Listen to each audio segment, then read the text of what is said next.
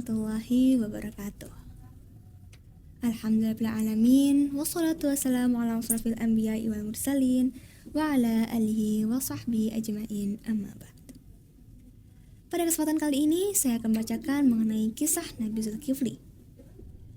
Allah Subhanahu wa taala pernah berfirman pada Quran surah Al-Anbiya ayat 85 yang artinya, dan ingatlah kisah Ismail, Idris, dan Zulkifli. Mereka merupakan orang-orang yang sabar. Pada zaman dulu, ketika Nabi Ilyasa sudah memasuki usia tua, ia ingin mencari seorang pengganti.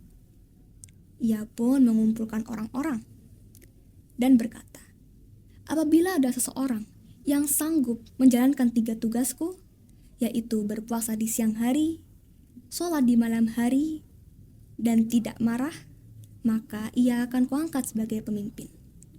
Tak lama kemudian, ada seseorang yang berdiri dan mengatakan bahwa ia sanggup. Ilyasa pun kembali mengulangi pertanyaannya dan ia kembali menyanggupi.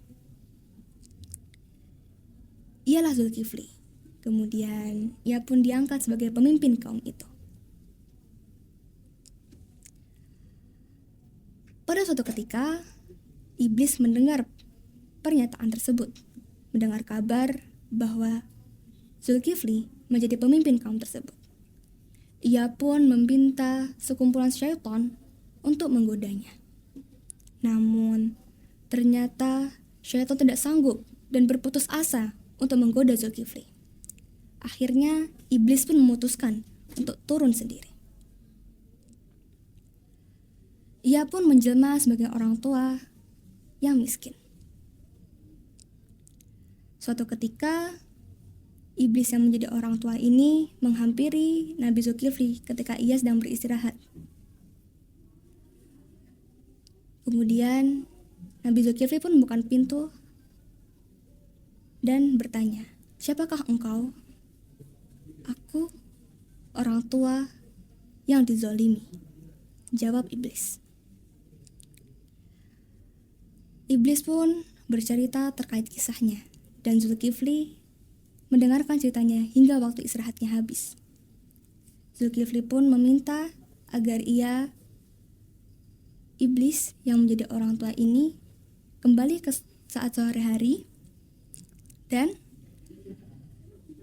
saat Zulkifli sedang bermajelis. Ketika sore hari, Zulkifli mencari orang tua tersebut.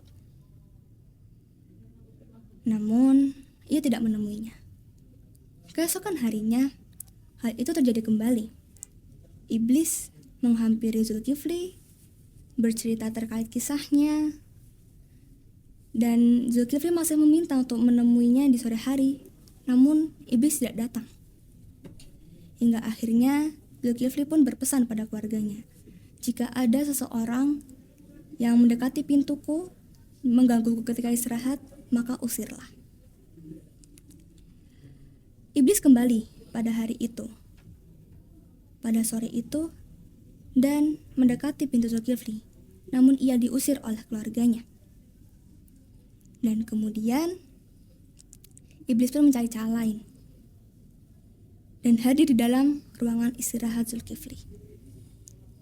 Zulkifli terbangun dan mengecek pintu segera. Pintunya masih terkunci. Dari tanda-tanda tersebut, Zulkifli tahu dan bertanya, apakah engkau musuh Allah? Iblis pun menjawab, ya, aku berputus asa untuk membuatmu kehilangan kesabaranmu. Demikian kata iblis.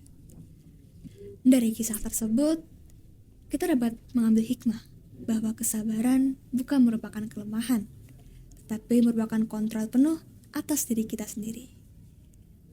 Demikian yang dapat saya sampaikan. Semoga kita bisa mengambil hikmahnya. Terima kasih. Wassalamualaikum warahmatullahi wabarakatuh.